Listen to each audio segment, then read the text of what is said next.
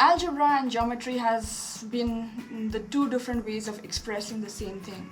Okay, so they just represent the same two things. So in algebra there is one very popular formula which is called the difference between two squares, and I'm going to show you it is actually the concept of geometry.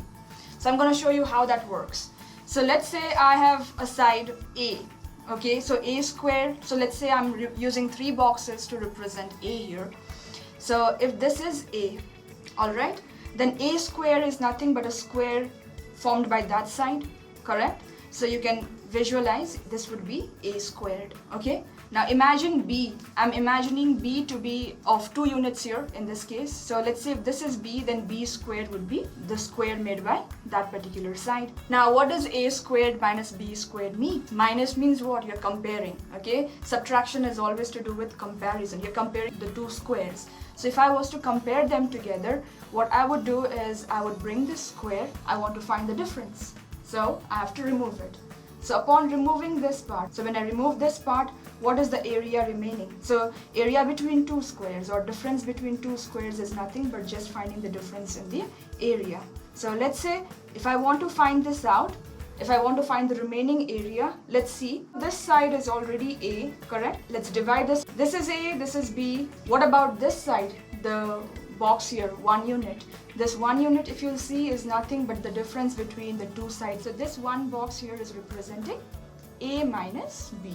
Clear? That's the difference between the side lengths of the two squares. Find the difference between two squares. I figured out that the difference between two squares is represented by this rectangle and this rectangle. So what do? Look at the area of this rectangle.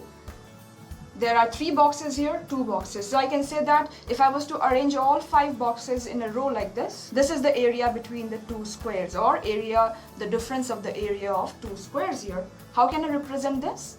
1 unit here is A minus B. We figured out that the length of one box is A minus B. So this is A minus B. What about this? Note that this was 3 units was A and 2 unit was B. So what did we get? The area between the two squares, the remaining area between the two squares, is nothing but the length times width. That is what I'm going to do to find the area. I got the length as A plus B. I got the breadth as A minus B.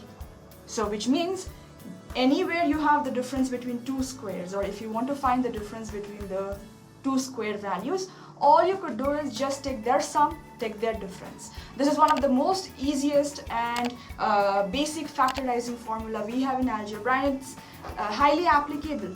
Okay, like